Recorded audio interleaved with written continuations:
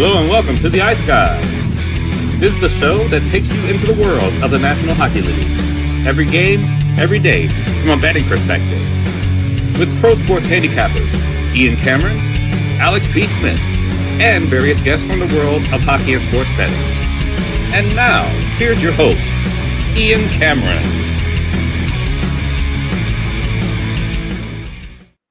Welcome to the Ice Guys, Wednesday, March 26th. Ian Cameron and Alex B. Smith. Perlo will be joining us in progress on this Wednesday, where we have a nice small card, but again, some very important games and some playoff implications with the short card tonight in the NHL. So looking forward to it on this Wednesday night. We'll look back on a very busy Tuesday night, and a big thank you to everyone that joined us on the Betcast last night. Patreon exclusive, and we did get a handful of late subscriptions to Patreon right before the Betcast started. So again, we thank those new members that joined us. It was a great live Betcast last night, and from a profitability standpoint, it was a really good Betcast. I mean, it ended up being real strong. We cashed a bunch of live bets. From an overall standpoint on the night, it was a phenomenal night. I think we're running on 6 or 7 straight profitable nights for me personally now in the NHL, going back to the end of last week. So we are heating up at the right time, and it is great to see it because, as you know, we had our struggles coming out of the Four Nations break. So to be on this heater right now, stringing together, putting together winning days, profitable days in a row in the NHL is certainly great. And last night was another winning night in the NHL. Great results overall. Let's look back on it. We got Nashville with one of the upsets. I didn't have much on this game, Nashville, Carolina, but I did jump in. It was my very first live bet of the night on the Betcast. I took Nashville to score in the first period at plus 120. Very early, right before they got their power play. And that's a power play they scored on. So talk about timing, which is everything in live betting. We got in on that just at the right time. It was great to see that. And Nashville taking advantage of, I think we kind of underestimated how bad a spot that was for Carolina when you look at the logistics. They were in LA on Saturday, Anaheim on Sunday. They get just the one day in between before playing at home to Nashville last night. And that's a tough turnaround. Third game in 4 nights, too, with the Pacific to Eastern time zone travel with one day between games. It was, like I said, tough spot, and certainly they succumbed to it last night, the Carolina Hurricanes, and Nashville gets the job done 3-1. Yeah, Aaron had, great call, correct score. He bet that in the third period at plus 750, and it was indeed 3-1 there for Nashville in that game. How about the Buffalo Sabres? When the pressure's off and the team ain't going anywhere, they put their best foot forward, and Buffalo did that last night. 3-2. They play spoiler to the Ottawa Senators last night in that game. That's 3 straight home wins for the Buffalo Sabres against teams that we expect to be in the playoffs. Vegas, Edmonton, and, of course, Ottawa last night. So, and I said this on the Betcast last night, beware of fading the Sabres at home. I think on the road, they're a team that's I don't trust, but at home, this team has played their best hockey lately. They've been able to beat some good teams. Now, last night, they did get outplayed in the third period. I mean, Ottawa was swarming, but credit to James Reimer, a second straight, very good effort in net from the veteran to keep Ottawa at bay and allow Buffalo to get that 3-2 win last night over the Ottawa Senators. The Toronto Maple Leafs did what I would have hoped they would have done after the debacle in Nashville the other night, 7-2 over the Philadelphia Flyers. That's 7 goals allowed in back-to-back games for the Flyers. And John Tortorella is a beaten man, I'm telling you. He really, if you watch that press conference, he's like, I really don't know how to coach a group in a time like this. He basically came out and said, I don't know what to do. I've run out of options. I've run out of answers as to what's going on here with this Philadelphia. So that's a bet against quote if I've ever heard one right there. I think Tortorella's kind of mentally and emotionally spent right now as well. I don't know if he's done because they really like him. The management, I mean, Keith Jones, Jonesy, and Danny Briere, they like Torts. I think they're gonna run it back at least for one more year. He ain't getting the pink slip at the end of unless Torts says I'm exhausted, I'm worn down. Unless Torts voluntarily decides to step down and resign, which kind of sounded like he's mulling that over in his mind with what I heard last night. That's what I was hinting that even Yeah. before the press conference last night with that game. I was just saying, you look at his body language lately on the bench. It just seems like he's checked out. And his team has kind of followed suit. So I Yeah, don't think no it's going to be fire, him no getting fired. brimstone, no nothing now Yeah, when things go south. I mean, he's just yeah. stoic. It's like Stonehenge, stone face on the bench now. And Nothing, I no think emotion. he knows too. This is his experience, and this is why he still gets hired as a coach. He knows at this point now that yelling at this group's not going to get them fired up. Anything that he's Especially when done it's in just not good previous enough of a group, defensively especially. right, right. So Yeah, he's not going to revert back to old tactics or things that he might have done with yeah. other groups. He like I said, if he's exhausted his options, and he just I think he might be done. Not necessarily that they fire him. Like I said, he's a good fit. It seems like the guys in the room like him. Like I said, it seems like they haven't lost his word, but he's just kind of run out of what to do, and maybe it's time for him to move on. Sounded like a guy that might be mulling moving on. We'll see. I mean, maybe not, but like I said, and I don't think Danny Briere and Keith are letting him go. I think they do like him, and they want to give him a chance as long as possible to try to get this rebuild turned in the right direction. But yeah, so it's been rough. And the goaltending's not good enough. I mean, Harrison has hit another rough patch. If you don't trust the other guys, Kolosov and Fedotov. I mean, the goaltending's subpar as well. Carter Hart's, you know, actions have really, really just, put this franchise asunder, especially in the goaltending position. And that's a shame, obviously, with what Yes and happened there. no, because Yeah. I mean, yeah, it's unfortunate. He was going to be a big piece, but if he had gotten hurt, they still would have been going through the same kind of malaise and stuff. We probably wouldn't have seen Harrison develop into even the quality goaltender that he's been. Yeah. Because of that. So I don't know. That's the thing. It's like, yeah, you look in hindsight out. Well, obviously, you wish you have your number one goalie back, but there were deeper issues, and like I said, taking him out, that didn't derail the entire pedigree of the Flyers. No doubt. It's been like I'm fascinated to see where they go from here because these are ass kickings that they've suffered. 2 games in a row. Toronto is one thing. The Chicago one to give up 7, that's horrible too. But like I say, where do they go from here? No question. That's the big question. What else did we see last? How about Tampa drilling Pittsburgh 6-1? Great job by them. They were in a tough spot too. They played back to back on the road, Utah and Vegas, with just one day back home. But they were coming off a couple losses and they played like it. They just took it to Pittsburgh right. Tristan Jarry looked like October, November Tristan Jarry. Once again for Pittsburgh. He got pulled. He was not good. He had no help, though. The defense was lousy. It was pathetic. Carlson's making stupid plays defensively again. Ryan Graves, horrible on one of the goals that Tampa Bay scored. Just a clown show defensively for Pittsburgh, and we know they've done that a lot this year. Tampa with the 6-1 win there over the Tampa Bay with the 6-1 win there over Pittsburgh. Pretty dominant from start to finish. And speaking of dominant, how about the St. Louis Blues? In a game that we hyped up as, 2 playoff contenders going at it here, huge game. It was all St. Louis. They were the much better team. They dominated. They controlled the play. They capitalized on their chances. Their goaltender, Jordan Binnington, was better than Samuel Montembeault. And if you're the Edmonton Oilers, you are just shaking your head. Another night where you look at the great play of the 2 guys that were signed to offer sheets by Doug Armstrong and the St. Louis Blues, Dylan Holloway and Philip Broberg, and you're thinking, how the hell do we let these 2 guys go? And Broberg has been a guy that never really jived with Edmonton. Slow start this year with St. Louis. Broberg has had a great week or 2. He is jumping up into the play. You're starting to see him shoot the puck, the offensive confidence. And they always said there was offense in his game from the blue line, Philip Broberg. And we are starting to see it right now. Phenomenal game from him last night for the St. Louis Blues. He had obviously a goal and 3 assists, a 4-point night for Broberg. Holloway gets on the board, multi-point game for him.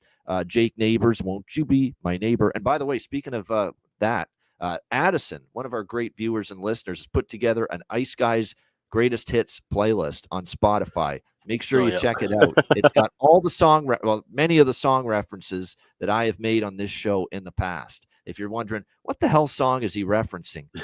Wonder no more. Yeah. The Ice Guys Greatest Hits playlist on Spotify is your answer. We got Madonna's Holiday for Holloway. We've got Bleu, Blanc, Rouge, the Montreal songs on there. Kooky Kooky, look for Jackson Lacombe is on there. Hungry Eyes, Eric Carmen for Matthew Nyes. It goes on and on and on. We've got a lot of them there. Hungry Like the Wolf, Duran for Dustin Wolf. I mean, they're all there. It is. We'll put that on Patreon too. We'll share that link with everybody. So we got to add to it. I know there's more. For some reason, I'm blanking on. There's way more that I've done. They've just got to get back to the recesses of my mind here a little bit. But yeah, make sure you check that out. And like I said, it's a good playlist too. Like I said, I don't fucking sing bad songs on this show. So there you go. Oh yeah, what's troubling you, Gus? That's Tragically Hip. Gus the Polar Bear. Thank you, Stephen. Add that one, Addison. Tragically Hip. Okay. Gus the Polar Bear. What's troubling you, Gus? What's troubling Gus? Yeah, for Gustafson. Yeah, or Nyquist. It could be for Gus Nyquist too. Anyone named Gus in the NHL. Oh yeah. Well, there is no Cody Glass song, but that's a commercial. But we tried to find the commercials. We may if we can find the commercials, we'll add those too. But yeah, it's a pretty good playlist though. Good stuff. It's great idea by Addison. It's a blast. Ice Guys playlist. We'll be adding to it, I'm sure, in the months and years to come as we new players create new new song references throughout the yeah. Come on, Jonathan, give me a break here. You don't sing bad songs, you just sing bad. Come on. That's good. When you see me on the karaoke stage, I put my heart and soul into it, and it's halfway decent. So cut me some slack here, will you please? My gosh. All right. Anyway, let me see here. Let's continue along. Anyway, St. Louis, great win. They're just motoring along for the playoffs right now. It's at the point now where it's hard to envision them not getting in the way they're playing right now. They're scoring goals in bunches. That's 4+ goals in 7 straight wins during this win streak for the St. Louis Blues as well. So, like I said, they're just rolling right now. And Binnington, man, how much have we sung his praises? He's been phenomenal since the Four Nations face-off. And continues to deliver good goaltending. Vegas pummels Minnesota 5-1. It's funny that we were talking about that game, and Minnesota's in a spot now. St. Louis is right behind Minnesota for the first wild card. Minnesota can drop to the second wild card in the West. And if they keep losing and they don't get Kaprizov or Eriksson Ek back anytime soon, they could fall right out of it still. It's not totally impossible for that to happen, especially with Vancouver and Calgary, still playing hard, trying to get into the playoffs right now. I mean, and we were talking about, was Minnesota got something to worry about? Jason Demers, our friend of the show, tweeted it last night. Are the Minnesota Wild in trouble? He was thinking what we were talking about on the Betcast. Yes, there is some reason for concern right now and worry when it comes to the Minnesota Wild right now. And a 5-1 loss at home to the Vegas Golden Knights. They just finally it's showing that they need those two guys back. They fought the good fight. They survived a very long time with no Kirill Kaprizov and no Joel Eriksson Ek. But they do need those two guys back. There's no doubt. Great game with the Capitals and the Jets. Winnipeg wins 3-2 in overtime in that game. Great game back and forth. Nikolai Ehlers with the game winner. We cashed the draw in that game, which was great to see. Unfortunately, those that had Alex Ovechkin last goal, he tied it up to get to within 6 now of Wayne Gretzky's record. If that game had gone to a shootout with no goal in overtime, the last goal would have hit. But unfortunately, we got the overtime goal there from Ehlers. But a great game there between the two President's Trophy contenders and Winnipeg with the 3-2 win. Yeah, Alex, go ahead. No, I was just going to say back with Minnesota, we were talking about with, like I said, could they fall out of the playoffs? I'm seeing plus 750 at both FanDuel and MGM. So shop around and look for that. But if that's something, if you haven't had it in pocket already, like I said, I had it going back to the beginning of the season. Now will be the time to grab that because that's a juicy number, and that could easily be a situation where Minnesota, like I said, those guys aren't coming back anytime soon. They keep laboring when Kaprizov still they slowly getting back, but it may be too little, too late, especially with how hot Calgary and St. Louis are playing right now. It's worth a stab for sure. Yeah, exactly. So like I said, definitely, Minnesota, they got to start putting some wins together. It's not dire straits, not even close, but, they do need to try to get some things going as far as wins go. Colorado took advantage of a Detroit team in a terrible spot, brutal spot. I mean, it really was back-to-back in altitude. And you could see Detroit just kind of wearing out as that game went on. Colorado with the 5-2 win in that game over the Red Wings. We had the over by Fekta. We had a live third period team total on Colorado. which cashed in that game, which was great to see. And this is something to look for with these teams in these tough spots in Colorado. Colorado just runs them out and wears them down in the third period and runs away with it. That's kind of what happened. They tack on the margin late in these kind of spots. Calgary, what a gutsy comeback. I knew this game was not going to be easy for them yesterday, and that's why we like the draw here with Seattle and Calgary. Coming off the road trip, the 3 big wins against the Rangers, Devils, and Islanders, this was going to be a grind for them to win this game, and Seattle gave a good effort. But Dustin Wolf held them in it when it was 3-2. Calgary ends up tying at 3-3, and then an overtime winner on a breakaway from Nazem Kadri. What a huge game from him. Big-time performance in a big spot from Nazem Kadri, and the Flames get a 4-3 win there in overtime last night to stay right in the playoff hunt. And a couple of great stats I found regarding just how good our guy, hungry like the wolf, how good our guy Dustin Wolf has been for the Calgary Flames this year. 5-on-5 save percentage. Last year with Markstrom for this, and a little bit of Vladar, of course, 90.44%. This year with Wolf primarily and a little bit of Vladar, 92.52%. And I like it's, and the person that posted that's right. You don't usually trade a previous Vezina Trophy runner-up, replace him with a rookie, and get better results. And that's what's happened. And then another great stat: Jacob Markstrom last year with the Flames, his final season with Calgary, 23 wins in 48 starts. Dustin Wolf for the Calgary Flames this year, less starts, 43 compared to Markstrom's 48, but he's already got 1 win more than Jacob Markstrom. 24 wins in 43 starts for Wolf this year compared to 23 wins in 48 starts last year for Jacob Markstrom. And the thing that's amazing about that stat, all those stats, it's not even a debate, Alex. Calgary's blue line is weaker, is less experienced than last year, this year, and Dustin Wolf is putting up better numbers with a weaker, less experienced blue line in front of him than what we saw from Jacob Markstrom last year with Calgary. Remember, they had Chris Tanev half the season last year, Calgary. Yeah. They had Noah Hannafin half the season last year, Calgary. This year, they've got, other than Anderson, you've got Miramonov, you've got Braden Pahal, you've got all kinds of these younger, green defensemen on the back end, and here's Wolf rising above it. Spectacular. That's all you can say.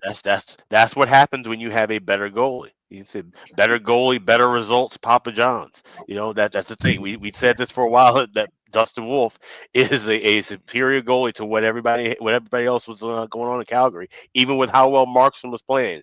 I knew this kid had the talent, and he's proven that now. Like you said, with a weaker blue line. So if he gets a average or above average blue line in front of him down the line, like you said, who knows what could happen with this Flames team? Even though they aren't built, with a ton of stars, they aren't built to be a team that could, make a run for years to come right now. But you have a goalie that can change things in an instant. Yeah, no doubt, and that's what we're seeing. And that's why people still think he's very much alive in this Calder Cup race, not Calder Cup, Calder Trophy, I should say, race with Celebrini and with Hudson. And when he puts up results like that, still very much alive. He could be, no doubt. And then the last game, and thanks to Jonathan Davis, he basically gave us free tickets to the press box last night at Crypto.com Arena. If you watch the betcast, Jonathan Davis was at Crypto.com Arena for Rangers versus Kings, and he basically had a camera from the press box set up there for us to watch what was going on the ice above in the rafters there, and it was great. It was a great view. Great to get the sights and the sounds of a live NHL game right there from LA with the Rangers Kings on the betcast as well. And not the most exciting game in the world, but the LA Kings end up getting a 3-1 win over the Rangers. Shesterkin again did everything he could to give the Rangers a chance, and Rangers just they lost the physical battle. The forecheck wore them down. A couple key mistakes did them in, and LA just shut them down when the Rangers did get their chances, and the Kings get a 3-1 win. 33-23 were the shots. It was a really good defensive third period from the Los Angeles Kings. 14-7 shots in favor of the Kings in the third period to shut that game down, and the Kings continue to just roll along here. With the 3-1 win over the New York Rangers in that game last night. yeah, we'll have to chip into the Jonathan Davis fine fund. You're right. If something goes down the pike with that last night with the feed, Yeah, good stuff. we might just have to cut the whole damn stream, Yeah, pretty much. yeah, But that's yeah, about it. yeah, yeah. Yeah, That's about it. Exactly. It's a good thing it was an unlisted stream. Like it's not exactly. publicly viewed. So there you Right. go. Yeah. Alex, your thoughts on last night? Yeah, I mean, it was a fun night, and certainly, like I said, a profitable night. That's the key too. Cashing with the Philly and Toronto that game where we get not only the first period over, we had it pregame, but we were able to add on, grab up to plus 135, plus 140 before that first goal comes in. So we cash the team total over in that game. Like I said, Philly's just a mess, and like I said, I was alluding to it on the betcast last night, but then after you hear like Tortorella's words and what he said, where it just looks like he has mentally completely checked out. And I don't know, like I said, if he's going to want to stick around with this group. If obviously, maybe off season comes around, draft, and they make some moves, and maybe he has a new lease on things, and they can look to kind of move forward next season. But as of right now, it would not shock me one bit if he says, "I'm done." After this, he's had a hell of a career, and he just can't really get any more out of this Philly squad as far as the season goes. Um, with that Montreal St. Louis game, disappointing that the draw didn't hit, but that's a big win for St. Louis. Huge that we got the first goal with Jordan Cairo. For those of you who didn't watch the betcast last night, just follow my Twitter, follow the Ice Guys Twitter. You'll see the clip of my delayed reaction to that because we're betting a bunch of stuff. I'm on my phone, and all of a sudden, then hear, oh, Jordan Cairo scores, and so then we end up celebrating. But that was a really good moment, cashing 11-1 and a second straight bargain bin winner as well. So that was a Phenomenal fun call. moment. That was a fun moment, and then of course getting the full game over 5.5, and that one too. That was nice to have, despite dropping the draw in that game. And then the Vegas Minnesota, like I said, that's just a bad loss. And I took a shot with Minnesota late in that game, and it was 2-1. Thinking they could, tie the game up, maybe, get back into things. They just didn't have any life, didn't have any punch, and Vegas capitalized on their lack of effort, and we got away with the win 5-1. So, like I said, Minnesota's free falling right now. This is a good time, and like I said, I already have some in pocket, but I'll add some more with that plus 750 on them to miss the playoffs. The perfect storm scenario with them falling out, Calgary and St. Louis playing well. It wouldn't shock me one bit. This is Choke City after all, so who knows? We might see the Wild miss out on the postseason.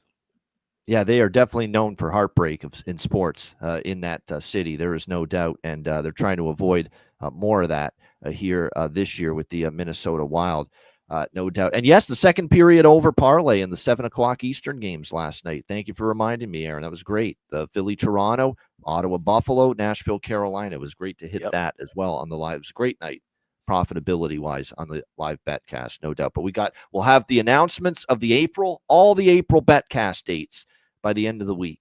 So stay tuned for that. We will have one next week for sure, but we'll have all the date announcements for the April betcasts coming up at the end of the week. We're going to have a bunch. Get ready. There's going to be a lot of live betcasts coming up in the month of April. Perlo now with us here on the Wednesday show. Perlo was on the betcast last night. Perlo, just talk about your thoughts on the night. Yeah, well, I was going to mention that parlay, but they got in. That was beautiful, that parlay that we hit last night. It's nice when everything's flowing. We're having a good time. We got to see the live game. That was awesome. And like I said, and you're hitting at the same time. It's a nice little cocktail of fun that we had last night on the betcast for sure. I had a really good night as well. Just missed out on the exact score on two games, although I did get it with Golden Knights 1-0, and then the Capitals had to score one late. Good thing is, though, a lot of people were on the first period over, so people made money, and I also had the draw on the Jets Capitals and Golden Knights Wild. As far as he mentioned with Tortorella there, I think he'll probably end up staying. I think this is just foreign to him to have. I can't remember him being on a team where, it's almost like you have to check out. Like it doesn't make sense to do anything else. I think this is the first time, and it's obviously not fun for him at all, or the players for that matter. So I don't know if Tortorella is going to be able to make an adjustment and just say, hey, you know what, we're playing for next season. Let's just get better at being a team. That's what he really needs to do right now. And I don't know if I don't know. He should be capable of doing it. I just think he's a little frustrated right now. But yeah, it was a heck of a bet cast. I had the Kings in regulation, was one of my best bets last night. So I was happy that came through. That Rangers team, it's I don't know, like the off season, that's going to be the most interesting off season, is what the Rangers do with that team, because there's a lot of holes in that lineup. They brought in Miller to have a fire in their belly, and it seems like he's the only one that has a fire in the belly. Like nobody's following here. It's that core is just doesn't have any heart, and it doesn't seem like whoever you put in there or what you do is willing to change that. Laviolette is one of the best guys at doing that. Like he's done it how many times? He did it in Nashville, he did it in Philadelphia, he did it in Carolina, but it's fallen on deaf ears in New York. And I mean, if you're a Rangers fan, I'm sorry, man. That's a sad thing. Yeah, I mean, it's just this has been months of just horrific hockey, passionless hockey. That's the word, passionless. It's been too much of that on a nightly basis for Rangers fans. Just not enough. We want it bad enough. There's not enough, commitment. There's not enough, we're taking it to the other team. They let the other team always dictate play. It's absolutely absurd, quite honestly, that they allow this to continue to happen. But, it is what it is. This has been months of this from the New York Rangers, and it's likely why they're probably not making it. They're still very much alive, but, do we see the Rangers ripping off 5-1 or a 6-1 run in their next 6 or 7 games? No, we don't. And they've given us no reason, to believe that right now. And yes, as Jonathan says, Peter Laviolette teams often do drop off in the second year. This is a huge drop off, though. My goodness, we're talking about a team that was in the conference finals last year against Florida. Now, all of a sudden, here they are, maybe not even a playoff team this year. All right, let's get into Wednesday. It's a 4-game slate, and we'll begin with one of the most critical games of the night. Basically, another one of these playoff games for two teams battling for their playoff lives, and both are right on the outside looking in. Entering tonight, Vancouver and the New York Islanders, even money -110 both sides, 5.5 being the total in this game. Thatcher Demko made a very solid impression in his return to action against New Jersey. I thought he was really good. I know they gave up 3 goals, or he gave up 3 goals, but he made key saves to give the Canucks a chance in that game, and they were able to get a 4-3 shootout win over the New Jersey Devils in that game. Obviously, this team, it's been a major challenge for them, no question about it, with certainly injuries, with obviously being without their best goaltender for a while. They've got the center ice position decimated. Philip Hedl out with an injury. Höglander went back to Vancouver. Elias Pettersson with his little boo-boos, for soreness that he went back to Vancouver with for his whatever it is he's got. It's just, and they're without those 2 guys, and yet they pulled together as a team. And, I kind of think you get Pettersson and his, nonsense out of there and his soft, attitude. Actually, I think it probably benefits Vancouver a little bit. I like the way they came together as a group. I like the way Pius Suter did more than that useless tit Pettersson's done all year in one game, taking over at that center spot on the top line for Vancouver with Besser and DeBrusk. Pius Suter was great the other night. They need a little back. Pius Suter should transfer some of his backbone to EP40. It would sure help him out. But I liked Suter's game. He scored the first goal. He fit in well. He was getting chances. He played a little bit of an edge, which was great to see. Thought it was a really nice game from Pius Suter up there on that top line with Besser and DeBrusk. Lekaramaki really showed me something, stepping up a young kid with Teddy Bluger and Connor Garland. That was a very effective line for Vancouver in the win against New Jersey. Really like what I saw from the Vancouver Canucks here. Can they keep it rolling now here against the Islanders is the question. Build on that win against Jersey, because let's be honest, they certainly played the Blues, a very red-hot St. Louis team, well enough to win, lost in overtime. They should have beat the Rangers, but they lost 5-3, but it was all Shesterkin, saving the day for the New York Rangers. So they could honestly be 4-0 instead of 2-2 in their last 4 games. Vancouver's played well enough to win. I mean, this Canucks are past for me. I'm not trusting the Islanders fully, but the one thing I am concerned about with the Islanders tonight is, they kind of got jobbed at the end of that Columbus game. I think you could have made a case that was certainly not goaltender interference, and they probably should have won the game in regulation. I'll sure as fuck take it, getting the draw into the win column because of that call. But they kind of did get the shaft a little bit there, the New York Islanders. And look, they've played well enough to win the last 2 games as well, just like Vancouver. Both of these teams, I mean, they're 2-2 in their last 4 games, and the 2 losses, both teams could have easily won those games. Canucks could have won the games they lost. Islanders could have won the games that they lost. Their 2 losses were in overtime to Calgary, shootout to Columbus the other night, in a game that they were that close to winning it in regulation, but the call went against them. So I still think Vancouver, I trust them a little bit more, but I'm not touching the money line. This is a game where if the Islanders take the lead, and that's another thing too, we saw evidence of the Islanders kind of not choking with the lead, but not holding on to a lead against Columbus. So my strategy is, if I like Vancouver, let's wait in game and let's see if the Islanders get a quick start, which they were able to do against Columbus the other night, and we'll get a better price with Vancouver. But pregame, I like the draw. Obviously, this is a slam dunk draw bet. How do you not take it? Every Vancouver game lately against a playoff team that's also battling for points has gone to overtime or a shootout. The Jersey game, the St. Louis game, the Calgary game back on March 12th for Vancouver and Calgary. That went to a shootout as well. And look at the Islanders. Islanders are back in full force, ladies and gentlemen. 3 straight games past regulation for the New York Islanders. So easy decision to bet the draw here, Vancouver and the New York Islanders. And I like this over 5.5 at plus money. I'm not messing with 2 teams that have shown a little more offensively than you would think. I mean, the Canucks have now scored 4 goals or more in 4 straight games, 4 straight overs.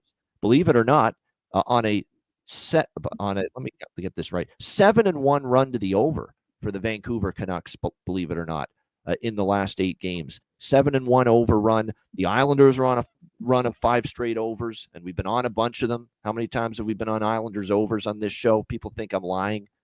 And I heard that someone DM me, says the fucking show is on tape, you dickhead. I mean, right on video, live fucking show. How can I make up what I'm saying or say, oh, you're not on all these Islanders overs? Go watch the fucking recent shows, you stupid moron. I mean, my goodness, we've been on a bunch of these Islanders overs. I've mentioned them. A game in and game out. And I had someone saying, you're fibbing when you're talking about what you win and what you don't win on the show. Everything's documented because it's on video. Do you not understand that? Can't fudge anything. Moron. I mean, my goodness, I couldn't believe when I got some kind of DM like that the other day. It's ridiculous. It's just absolutely insane. Some people, no screw in the brain, unfortunately, for some people. But like I said, the overs have been good, and we're going to come back to it here. Over 5.5 Canucks and Islanders. I actually considered bifecta as well, but I like the full game over more. What do you think here, Alex? Vancouver Canucks, New York Islanders, another big game. Yeah, and I like I said, I don't know why the books are lining some of these games like it's 2008, 2009. Like we're seeing these great trends with these totals, and we're getting plus 116 on an over 5.5 pregame. So I will be on the over bifecta, small pregame, and of course I'll be looking to add on in game. We're at a dangerous point now where you wait 2 or 3 minutes. And this happened to me last night on the betcast. The number's just going to completely move. Now it's going to be 4.5 over minus 200. So the books are kind of protecting themselves with having these inflated numbers by rushing to flip them quicker than usual when you're betting live. So make a note of that when you're seeing 5.5s and then the juice to the under. If you're trying to grab an over in game, but I will have that, and of course the draw plus 310. It's not the best price in the world, but it's still above 300. It's definitely worth it with the spot with these 2 teams. So I'm heavier on the draw, but we'll be adding more to the over bifecta in game. Yeah, as far as Quinn Hughes, 15 shots on goal. He was on the. I can't believe what a warrior this guy is. And his post-game interview was absolutely hysterical the other night after the New Jersey game, saying classic me, playing a 2-on-1 like shit with the one that New Jersey almost scored on in overtime. I think he's being a little too harsh on himself, but I wouldn't be that harsh when I played how many minutes in the third period? Almost 12 minutes of ice time in the third period. 3 minutes and 30 seconds of the overtime, of the 5-minute overtime. Yeah, Quinn Hughes that's was a on lot. the ice. That's insane. And somehow he was alive to breathe to talk about it after the game. Unbelievable Warrior performance. The antithesis of one Elias Pettersson, who's sitting there playing tiddlywinks at home, nursing his little cold sore or his little stub toe or whatever the fuck he's got right now, or his little wart on on his backside or whatever is causing him to miss these games at the most important time of the year, which is absolutely absurd. Anyway, still mad about that, as you can tell. Perla, what do you think here? Canucks Islanders. Yeah, you mentioned all the trends, but one you didn't mention was the trend for when these two teams are playing each other. They're 9-1-0 to the over, 5-2, 5-2, 4-3, 6-5, 6-2, 4-3. So they put the line there because Pettersson and Hoglander are not playing. I guess that's pretty much part of the reason why. Happen to notice their stat lines? They're not very good. I mean, it's not like they were contributing extreme to the offense. So I'm on the over here as well. I also like the fact that I like to take overs in these games when it's two teams competing for playoffs. When one, especially at both, but when one really needs us in Vancouver really needs us in regulation. That's going to be their mindset right off the top. So I think their legs might wear out at the end, and I think they might know that. Rick Tocchet is an incredible motivator. So I see that Vancouver coming out super hard early. And the Islanders' game is to run down the defense early. That's what they do. They try to play a heavy possession game in the defensive zone, run down the defense early. And so they're going to be they're both going to be trying to do the same thing. So I kind of like both teams to score. I like the trifecta here a little bit. I like the over 5.5. I like both teams to score, and I like over 1.5 first period. Of course, I'm also on the draw as well. I do kind of lean to the Islanders. I'm not sure if I'm going to put anything on it. I'm just that too, like you said, in game. I like that in game because I'm just wondering after all those, they played some tough games against St. Louis, the Rangers. That New Jersey game, man, they put their whole body into that game, and they could run out of juice here.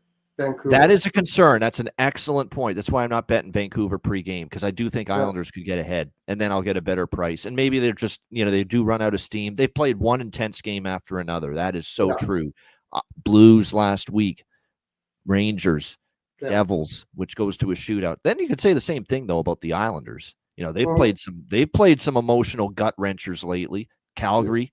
The other night, Columbus, where they think they have the goal at the end to win it, and it goes to a shootout and they lose. So both teams could be dragging ass a little bit emotionally, physically, because they both played intense games. Yeah. The Islanders were at home doing that. Vancouver's been traveling as well. Yeah. Travel's been minimal. That's the only good news, because they got, other than St. Louis to New York, they've been in the New York area now since Saturday, right? Rangers, Devils, Islanders. So the travel's been minimal, at least for the Vancouver Canucks. As far as props for this game, there are a few that, Bo Horvat up against, not only because he's playing well lately, but because he's up against his old team, obviously. There's a lot of reasons to like Bo Horvat props for the Islanders tonight. Makes sense. Kyle Palmieri, has been heating up a little bit, and plus he's the guy that was pissed off more than anybody, about that goal not counting the other night. So Kyle Palmieri might be a decent look. Someone mentioned Pierre Engvall. He is plus 750, and he has scored now 2 of the last 5 games for the Islanders. So if you really want to take a shot in the dark, Garland always is a threat. Suter, and I'll give Lekaramaki a chance, maybe. Good price on Lekaramaki, plus 500 for the Vancouver Canucks to score a goal. I liked his game, getting that second line opportunity the other night, and he scored against New Jersey with that chance. So some good prop options here in this game. Besser, it goes without saying, he's been great, no doubt, but a little more value with some of those players there that I mentioned. All right, New Jersey, Chicago. New Jersey minus 230 road favorites, 5.5 the total in this game. The Devils, better from Jacob Markstrom against Vancouver, and the team played well enough to win, but they didn't. They do get a point, though, and it is a big point, but they do lose 4-3 in a shootout to the Vancouver Canucks on Monday night. Markstrom goes postal like he often does, snapping his goal stick in half after the loss the other night. And they are going back to Jacob Markstrom. I mean, we know he hasn't played as well as Allen, but I will say this about Markstrom's game against Vancouver. It was better. He's still not at the level that he could be at, but it was a step in the right direction from how horrible he had been, the games before that Canucks game. Can he continue to build on that is going to be the question going into this game against the Chicago Blackhawks. This is a tough game from a side perspective because I don't really trust Jersey at the moment as minus 230 road favorites. They've lost 3 in a row, 4 of their last 5. Sheldon Keefe had his little moment where he kind of just snapped a little bit with Kovacevic publicly on Saturday. Although credit to Kovacevic, he didn't let it affect him because he played a pretty solid game on Monday night against Vancouver, even though they didn't win that game. We'll see how this one plays out. Chicago, 7-4 thumping of the Philadelphia Flyers, returning home after losing to St. Louis. This is a Chicago team that, at times at home have been feisty. They've been competitive. They had 2 pretty bad games at home against LA and Seattle before the Philly win, but they did step up and they beat the Flyers. The one thing, though, that Chicago is going to have to overcome is dominance by the New Jersey Devils against them historically. New Jersey's won 5 straight meetings and 7-1 in the last 8 head-to-head for New Jersey over Chicago, and they've won 2 in a row here at the Madhouse on Madison at the United Center. We'll see if that carries over here into this one. The only thing I've considered in this game as far as, I think, could this be an over by Fecta? Because Chicago with the first period overs is starting to go that way again, just slowly but surely. The St. Louis game, it didn't happen. But the LA-Chicago game at home was a first period over. Seattle-Chicago at home was a first period over. We know, obviously, the Philly-Chicago game, that was 6 goals in the first period. So that clearly was a first period over and full game over. You go back further, Chicago-Utah in Chicago, full game went over. First period in that one did stay under, but the full game went over. Ottawa-Chicago was a first period and full game over. So if you look at the home games, just the home games recently for the Chicago Blackhawks, a lot of first period overs, and I think every game has gone to the full game over except the LA game.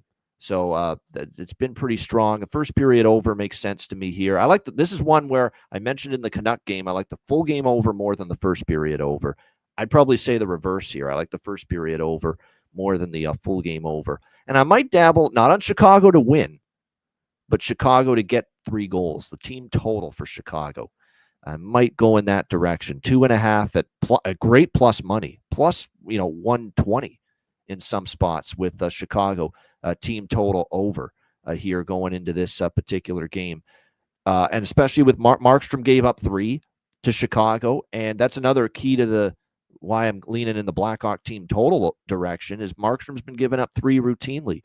Gave up 3 to Vancouver. He gave up 4 to Calgary, 6 to Pittsburgh, 3 to Columbus, 6 to Winnipeg, 4 to Dallas. That is a grand total of 6 straight starts that Markstrom has allowed 3 goals or more. That's why there's some faith for me that they can get to 3 goals. And maybe that at home, seeing 7 go in, albeit against a horseshit Philly defense, admittedly. There's a sign that there's some confidence building for the Blackhawks offensively, maybe going into tonight's game. So the team total over 2.5 probably will take a shot on that, especially at the price you're getting. You're really getting a good price on that Chicago Blackhawks team total against a goaltender that has conceded at least 3 goals in 6 straight starts. Again, you can get as high as plus 120 with Chicago team total over 2.5. Alex, what do you think here? New Jersey, Chicago. Yeah, this is an over trifecta game. I grabbed the plus 184 with the both teams to score in the first period. Laid $1.10 with that over 1.5 and over 5.5, but I would play those smaller because I would look to grab plus money in game as well. And I did grab that plus 120 at FanDuel with the Hawks team total over 2.5. I think this could be kind of an up and down battle game. Like I said, Hawks have played well at home, and they've shown life at home. They've shown life with Knight and Net, who's also confirmed to start tonight. So that's the reason I can trust them to get to at least 3 goals. Now, can't necessarily trust them with the win because he said New Jersey has owned the Hawks for quite some time. It's a more important game for them. They could easily put up 5 or 6 in this one, especially if the Hawks defense. We know how they can fall apart at times and get lost and lost in the sauce, if you will. So over 5.5, over 1.5 first period. Both teams to score first period. Of course, we're adding more on to those first period and full game overs in game. And then I did take Hawks team total 2.5 at plus 120. All right, there we go. Good stuff. And this is, by the way, a TNT game, the first of the TNT doubleheader tonight. So, you don't want to come out and lay a dud on national TV if you're Chicago. So I think we'll get an effort from them. Will it be enough to win's a question? And I just prefer, not rather than asking Chicago to win. And, Spencer Knight is in net. And we know he's capable. But at the same point in time, he's not going to be able to bail out a defense that's still mistake prone, like the Blackhawks are, and even in that Philly win, they did give up 4 goals. And until the third period, they had their own issues keeping the puck out of the net as well. So that's and for 4 consecutive first period overs, says Jonathan, with Knight in goal. Something to keep in mind there. Perlo, what are you liking here? Devils, Blackhawks. You're muted. Can't hear you.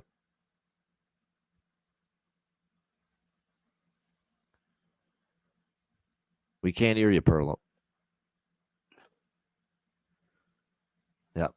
Your mic, it's not showing that your mic is on mute, but we can't hear you for some reason. Uh-oh. Something got on. Wait a sec. How's that? There we go. There we go. Sorry about that. Okay. My affinity with Sheldon Keefe. He's one of my favorite coaches in the land. You know that. You mean the guy you called an absolute idiot the other day? Yeah, that one. I'll tell you I think is gonna happen here, because Sheldon Keefe is a coach. I think after that big game, and I think New Jersey is going to come in here lazy. They took that loss. Now they're playing the lowly Chicago Blackhawks. I doubt very much he's going to have them prepared for this game. And Markstrom's going back. Remember when Markstrom was the first goal goalie? He used to give up the first goal all the time. I like Chicago to score the first goal in this game. I like plus 180 for Chicago to score the first goal. It's a great price. Okay. Yeah. And also I like you can just take Chicago to score a goal for minus 125. I'll take that. I agree with you with I do agree with you with the team total over, but New Jersey's under first period over, I should say, not team total, but first period. But New Jersey is under first period is like 9-1 in the last 10. It's pretty tough that way. And I think if they're lazy, they're going to be lazy more offensively than I think they are defensively. Chicago doesn't have the greatest scoring, but although they're coming off the heater of scoring 7 goals against Philadelphia, so they're probably going to come in feeling pretty confident here. This is why I also like Chicago to score the first goal and Chicago to score. I don't know if I'm going to put a little bit on the over 1.5 first period, but that New Jersey under stuff kind of scares me. But I'm also going to take the Blackhawks first period too. So for all of those reasons I just said, I'm going to take the Blackhawks first period. And then I think New Jersey wakes up and starts rolling, and we get a full game over here as well. So I'll take the full game over. I actually like the full game over, maybe a little more than you guys do. All right. Prop wise, certainly when you look at this game, Donato's Pizza, no doubt. Ryan Donato, we've talked about him. Elephant hands, always worth a look. I don't deny that whatsoever. What about Joe Veleno? He scored the last game. He's one of those streaky guys that comes out of nowhere and might be able to put the puck in the net. New life now after being. He's going to be on that third line now, centering the third line permanently now with Jason Dickinson out for the year with the wrist injury. So, yeah. The Pat Maroon retirement tour. He scored the last game. Just goes on a heater. All of it. I don't think so, but if you 10-1, for him to score a goal tonight in this one. But my favorite prop on either side tonight, we got to ride it now. He's scored in 3 straight games. He was Alex's bargain bin pick the other night. Eric Howla for the New Jersey Devils. Yeah, he's upwards still of almost plus 400 to find the back of the net tonight. And like I said, he's up there now on the top line. Great value to keep riding the wave here with Eric Howla for the New Jersey Devils and what he's been able to do of late. I think the best price is, plus 375. Still really good price for what we've seen from him lately, no doubt. All right, next up, the 2 late games. We got 2 early games and then 2 late night West Coast games. Boston and Anaheim. We've got Anaheim minus 130, home favorites. The total here sitting at 6 across the board. So I went back and looked because the first thing that stuck out to me in this game was that Anaheim's a favorite. And I know off the top of my head that has not happened very often this year that Anaheim is favored. So I went back and looked. They've been favored 5 times this season entering tonight. They're 3-2 in those games as a favorite. And actually, both of the losses as a favorite came against the same team, Chicago. Anaheim lost both games as a favorite against Chicago. And that's it. They won all of their other games as a favorite. This is their 6th time being a favorite this year.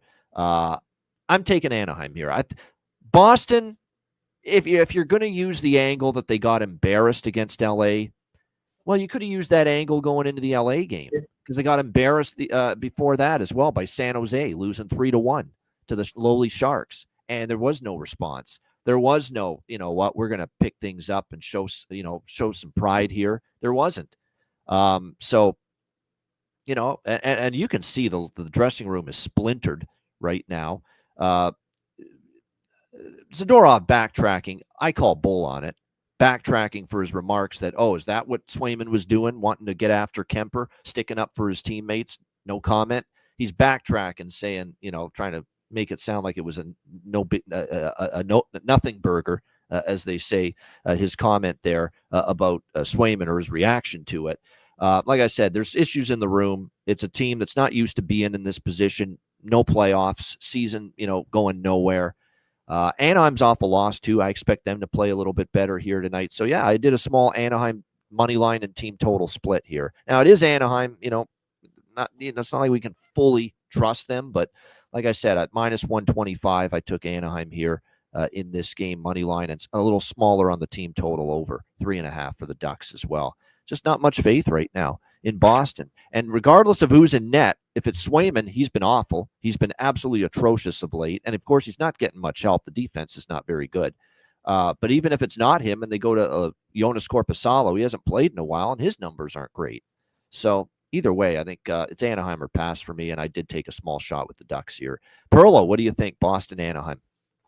Yeah. The pride factor. Will it kick in Boston, or will it kick in Boston? And I think right now that's the problem, is they really don't have pride in their organization right now after leaving Marchand, and kind of feeling like they're left out in the wind. You watch Pasternak out there on the ice, man. He does not have the energy of Pasternak. He's one of the happiest people you're ever going to meet. Like, you hardly ever see a frown on that guy's face, and he looks depressed, dude. And if he's depressed, the rest of the team is depressed. I like Anaheim a little more than you do here, -120. I think Anaheim, this is an opportunity. You look at these two teams, this is still Boston. So for Anaheim, and this late in the season, there's not too many. You're looking for things to feel good about, to kind of build yourself up for the next, and you're going to beat Boston. Boston is a team that all those players have admired their whole careers, most of them anyways. And I think this is big for them. I think they're going to be really, really up for this game. And I think Boston's going to stay being really down for this game, especially if Swayman is in. So I like this. I like the Ducks a lot here. I also like that team total over 3.5. By the way, I have props for all of this stuff. I'm going to post it on the Twitter afterwards. So you can check me out on Twitter, and I'll show you, I'll do all the props that I have for the games here. But give me Anaheim. I think they have more pride in themselves right now. They've actually played with a lot of pride this year, I found. Maybe they're not still gelling together and they're young and they're learning and all that stuff like that. But I felt that even that game against Carolina, they lost 5-1. I felt they played with a lot of pride in that game, and they kept it close for a long time. So I think here against Boston, I like them a lot. I'll take Anaheim money line for sure. Yeah. Boston props, there are a couple. Geeky, of course, we talk about. I think there's value with Pasternak.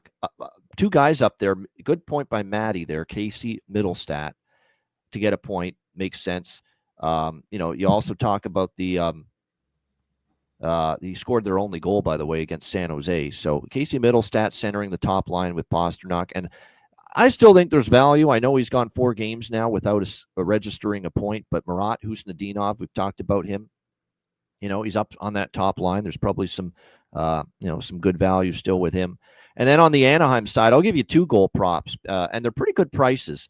Trevor Zegras is not quite bargain bin material, but he's plus 290. He's scored in back-to-back games for the Anaheim Ducks. And Alex Killorn, the veteran, at plus 320, has also scored in 2 straight games for the Anaheim Ducks. So there's a couple to look at. How about Kookie Lenmi Lacombe, Jackson Lacombe, 2 straight games with a point for him, and points in 3 of the last 5 games as well, entering this one. So those are some of the props that are of interest here for me when it comes to the Bruins and the Ducks here tonight in this one. Alex will be back. Scored in 2 straight too. Zegras has scored in 2 straight. Yeah, I mentioned that. Yep, Zegras. Oh, did you? Oh, Zegras sorry. in 2 straight, and Killorn in 2 straight. I'm sorry.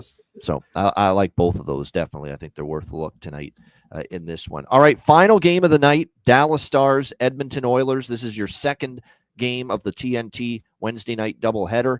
Dallas minus 135, road favorites, 6 the total here, shaded to the over in this game. If you'll recall, Dallas played in Edmonton not too long ago, lost to the Oilers. It was a barn burner of a hockey game, though. Edmonton just jumped on them early in the first period, and Dallas with a massive rally in the third period to battle back and end up tying that game, only for Edmonton to survive and get the win 5-4 in that one. It was a great hockey game. Dallas looking for redemption. That game was earlier this month. Dallas has not played their best, I would say, in the last 6 or 7 games. The Philly game was less than inspiring. The Tampa game wasn't very good. Anaheim was a struggle and not impressive. You know, they got outplayed by Colorado. Better in their last game against Minnesota. Still, I think there's room for improvement. The good sign out of that Minnesota shutout win 3-0 is Ottinger. It was one of his better games in a while, and that's great to see for Dallas. Obviously, he's going to be a big reason why they go a long way in the playoffs if they do. So we'll see how Dallas plays here against Edmonton. Remember, this is a team that knocked them out in the Western Conference Final last year, so I don't think there's any doubt that they're always going to be up to play Edmonton, especially when they lost 5-4 in Edmonton earlier this month. But now they get the Oilers all banged up and battered right now. You know, Leon Draisaitl's still out. Connor McDavid's still out. Trent Frederick's still on IR for them. Jake Ottinger, by the way, confirmed in net. We don't have confirmation on the Edmonton side, but Stuart Skinner is the projection right now for the Edmonton Oilers. I definitely lean Dallas, but the problem is the price adjustment's been made. You know, because the last meeting in Edmonton in that game was, you know, favored minus 120. And now all of a sudden you have Dallas minus 135. So they have made a 50-cent adjustment here to no Leon Draisaitl and no Connor McDavid. So it's not like you're getting a bargain saying, oh, we're going to take Dallas here without Leon and Connor. No, the price, it's built into this price. There's no question about that. And I liked what I saw from Edmonton without Leon and Connor against. Now, it was Seattle, who are, you know, not very good at the moment, struggling. But Nugent Hopkins stepped up, you know, with a big performance, a hat trick in the win against Seattle. Jeff Skinner ended up scoring in that game as well. They got really good performances from everybody else in that 5-4 win against the Seattle Kraken in that game. Henrique had a power play goal. Like I said, the Nuge had a hat trick. You look at Evan Bouchard had a couple of points. Ekholm chipped in. Darnell Nurse chipped in. Zach Hyman, Connor Brown. It was a win by committee, and everybody pulled their bootstraps up. However, one thing I will say is that Edmonton-Seattle game was the first full game, because if you guys remember, the Winnipeg Jets game, that's the game, I believe, where they lost in overtime, 4-3. That's the game where I believe McDavid left the game due to injury and didn't come back. And, of course, he's been out ever since. So that Seattle-Edmonton game, Saturday night, was the first full game that Edmonton's played without both Leon Draisaitl and Connor McDavid. And what do we say about this theory with NHL and even in the NBA as well? The first game without the Stars, everybody rises. Everybody pulls their weight. Everybody does a little bit more. And oftentimes the team comes through and wins that first game without their superstar, or superstars in this case. Now it's the second game. And sometimes that's where the fall down happens, you know, coming off the win. And remember, Edmonton's not playing Seattle tonight. You know, they are playing a little bit of a better team. I definitely lean Dallas. I like the Dallas team total more, though. You can get 3.5 at plus money. The one thing about Edmonton, they did give up 4 to Seattle. They gave up 4 to Winnipeg in these 2 games where they played primarily without Leon. Well, they played without Leon in both games, Winnipeg, Seattle, and they lost Connor McDavid early in the Winnipeg game. So basically these 2 games without them, they've been still giving up goals, 4 in both games.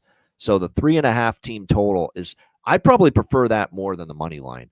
Turn that minus 135 into over 3.5 with Dallas team total at plus money. And it's a really good plus price, actually. Plus 120, right around the same price that we mentioned with the Chicago team total earlier. So I think if I'm betting Dallas, that's the route I'm taking. Rather than the money line, I'm going to go with the team total over 3.5 at plus money. Alex, what do you think here? Stars, Oilers. It's funny. I like the money line here with Dallas, and like you said, we've seen a extreme shift in this number twice over. This opened up, like you said, it was Dallas, minus 155, minus 160 in some spots, and that was just a little bit too high. Like I said, this is the Edmonton team that's still a formidable opponent. You couldn't have them plus 140 at home. So we saw the buyback now, but now that this has dropped back into the 130, even 128, 125 range, this is where I would strike with Dallas. Like I said, Edmonton is still banged up. And like it's one thing to have that first game where the boost without McDavid and Draisaitl, but over time, you're missing your high octane guys. Especially we know how top heavy Edmonton can get. If they get lackadaisical, the bottom 6 forwards don't do anything, and then the rest of the team follows suit. This could be an easy one for Dallas. So I lay the $1.30 at FanDuel with Dallas. All right, Dallas money line here for Alex. Perlo, what do you think here? Dallas, Edmonton. Yeah, I think that line change because it was on Pinnacle and stuff like that started that. It was a lot of the Sharks that were buying into.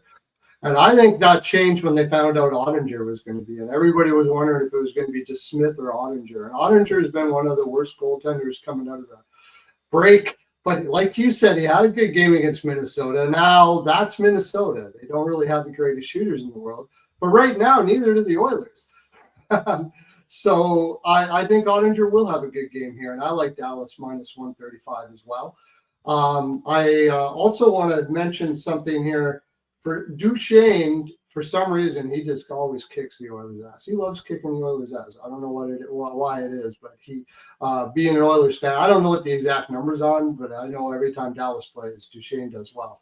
And there's a little something. They got over 1.5 shots for Duchesne at minus 122. So I'll be playing that for sure as well. I'm also going to go first period over here. This just Edmonton's still 9-1 in first periods in last 10, and Dallas is 7-3 in first periods in the last 10. That's just a trend play. I know that the Oilers don't have McDavid and what have you, but I don't see these guys coming in soft. Dallas has been struggling as of late. They got their mojo going a little bit against Minnesota, and I think they're going to want to come out hard here in the first period, get their legs going, DeBoer should be saying, look, guys, we can't just settle down with these with this Oilers team. They're going to come out too because they have nothing else but to do. I don't think they're going to try to play a trap right away against Dallas. They got to get out and get burning early and get their confidence up, because without McDavid and Duchesne, you're going to want to play with confidence. So I think you could see the first period over happen more likely in the Dallas side of things than with the Oilers sort of things. So I sprinkled a little bit also on Dallas team first period over 1.5 team total too. I think I like those in certain situations. You get great plus money. Plus 220 was the plus 220 for that. Just a little bit. It's too good of a number. I think. Yeah. I like I said, I think it's a good situation for Dallas. I do expect a little bit of like I said, everyone pulled at their weight against a much weaker team, we have to admit, in Seattle compared to Dallas without Leon and Connor. But now doing it a second time, second game now without him, that's sometimes where you see the drop. And now a better team you're playing, obviously, and a team that's probably wanting to, beat you because they lost in the playoffs and they lost that 5-4 game in Edmonton earlier this month. So, yeah, it definitely feels like a Dallas spot. There's some good props I like in this game. There's no doubt about it. Matt Duchesne, 5-game point streak. No argument about goal or assist props or point props for him. Hyman, 3-game point streak. Granlund, Jeff Skinner, 2-game point streak for him. And by the way, 2-game goal streak for Jeff Skinner as well for Edmonton, plus 280. So I like goal prop for him. Mason Marchment, worth a look, in my opinion. Duchesne, we mentioned him. He's been good. Henrique, Nugent Hopkins. These are two guys that they're going to count on without Leon and Connor, and I think they're both worth a look. Henrique scored the other night, plus 450. A great price there for Adam Henrique. So there's definitely some good props and good value. And certainly on the Edmonton side now with Leon, and that's the good news about McDavid and Draisaitl being out. You got very good value on a lot of their player props now as a result for the other guys. All right, great stuff. Shout out to everyone in the chat. Hit the like button. We appreciate it very much. And make sure, again, you sign up at patreon.com/iceguys, $10 per month. We're going to have many betcasts for Patreon members only in April, plus the one free-for-all public betcast in April as well. We will announce those dates at the end of the week, but if you missed last night, and it was a good amount of profits to be had on the betcast last night, you're not going to want to miss the next series of Patreon-exclusive live betcasts, so make sure you sign up. You get goalie charts, totals charts, our daily betting cards, sides, totals, player props posted each and every day on the Patreon page. And of course, all the live chat rooms are there. Live general chat room discussion, live wagering chat room, screenshots of your bets that, our Patreon members are sharing with one another. The discussion's been great. So we appreciate all of you guys joining us and being Patreon members. Thanks to all the new signups last night as well. We appreciate you guys coming on board. Great time of year now. Last month of the regular season, Stanley Cup playoffs. Content will go up on the Patreon page. So make sure you sign up. $10 per month. Your subscription goes a long way to supporting the show and keeping it going long term. So make sure you sign up. $10 per month. Patreon.com/iceguys. Guys store, iceguys.myspreadshop.com. We had a lot of orders come in last night for that last day of the free standard shipping. We will have a bunch of specials. In fact, there will be a special every day during the month of April, be it the 20% off, or you can get 10% off of 3 or more items. So this is the time to be shopping right now at the Ice Guys store, especially with all the new items that are in the store right now. Check that on out. That's iceguys.myspreadshop.com. Make sure you check it out. Get your gear and merch at the Ice Guys store. Bargain bin special of the night and best bets coming up in just a moment, right after we hear from our great Ice Guys sponsors.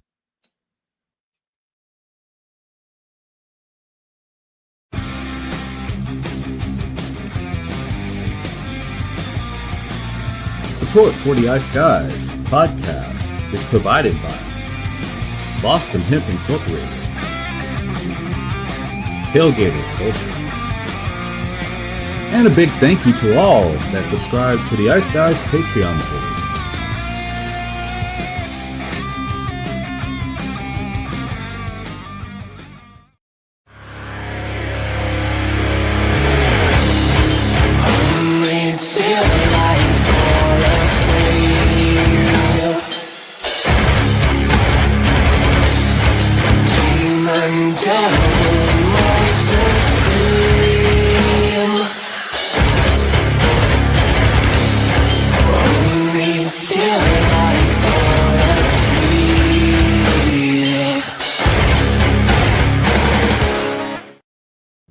Everyone loves a perfect pair.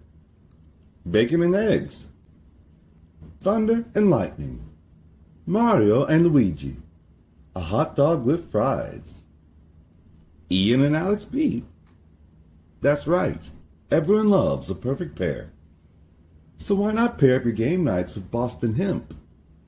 From exotic flower to concentrates and edible products. You'd be hard-pressed to find a better pairing than Boston Hemp and hockey. Check them out today at bostonhempinc.com. That's bostonhempinc.com. Boston Hemp Incorporated, the official smoke sponsor of the Ice Guys. Void where prohibited by law. Not available outside of the United States. Must be 21 or over to obtain products. Check your local regulations to see if Boston Hemp is available in your area. Shout out to all our great sponsors, including Boston Hemp Inc. Get 20% off all orders on the website using the promo code ICEGUYS at bostonhempinc.com. All right, bargain bin special of the night. Of course, a shout out to Alex. What a call with Jordan Kyrou last night. First goal, plus 1,100 for the St. Louis Blues. Alex, an encore is in the making, hopefully. What do you like for bargain bin special?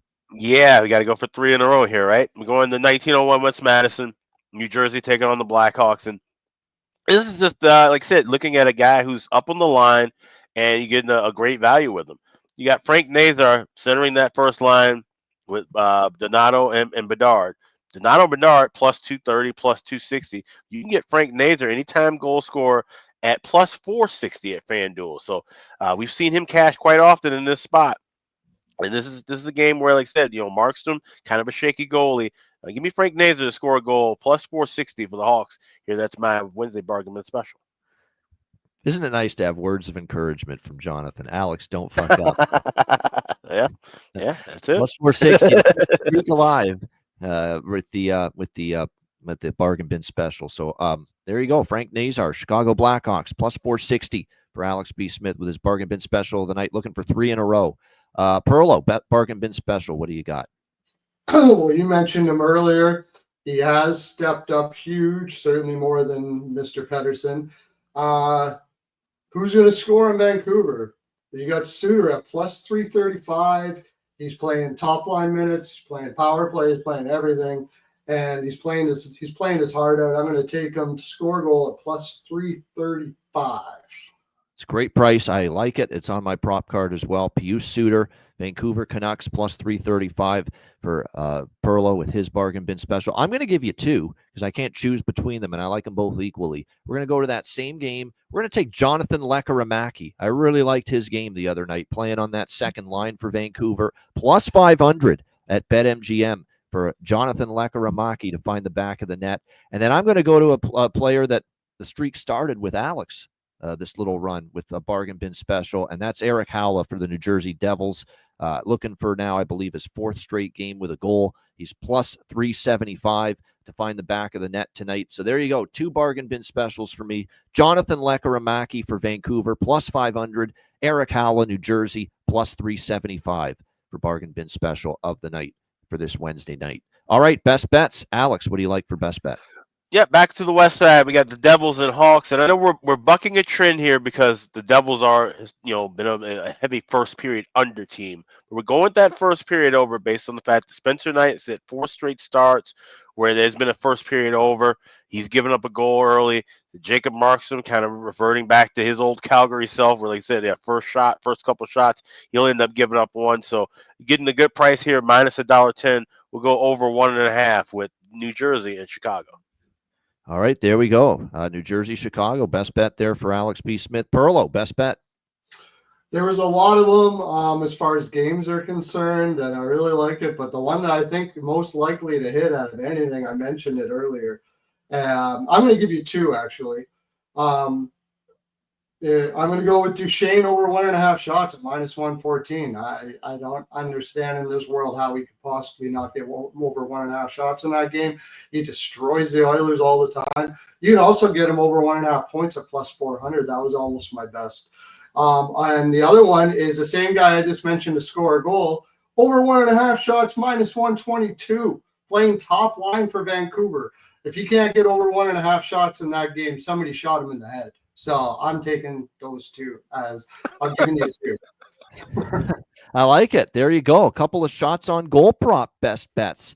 Changing it up a little bit. Perlo, Matt Duchesne for Dallas and Pius Suter for Vancouver, both over 1.5 shots on goal for Perlo with his best bets. My best bet, just the one, and we're riding the Islanders over streak once again. Shocker. Vancouver, New York Islanders over 5.5. Great plus price as well on that. Over 5.5 at plus 120 at some spots. And I didn't even mention this when I talked about this game. Not only are the Islanders trending over, Vancouver is on a little bit of an over streak. 9 straight in the series have gone over the total between the Vancouver Canucks and the New York Islanders as well. So Canucks Islanders over 5.5 plus 120 for my best bet here for this Wednesday. Shout out to everyone in the chat. Hit the like button. We appreciate it very much. And again, looking forward to tomorrow, another big NHL card. And again, one more time, thanks to everyone for participating and on the Betcast last night and signing up on the Patreon page as well. Appreciate it very much. A reminder, the Ice Guys is live 7 days a week, Monday to Friday, 2 p.m. Eastern, Saturday and Sunday, noon Eastern. If you can't watch the show live, download the Ice Guys podcast in audio form on all major podcast platforms, Google Podcasts, Apple Podcasts, Spotify, Stitcher, iHeartRadio, Amazon Music, and more. Download the Ice Guys podcast when you can't watch the show live. For Alex B. Smith and Perlo, I'm Ian Cameron. Have a great Wednesday night. Enjoy the games and good luck. And we are back tomorrow on Thursday, 2 p.m. Eastern, for another edition of the Ice Guys.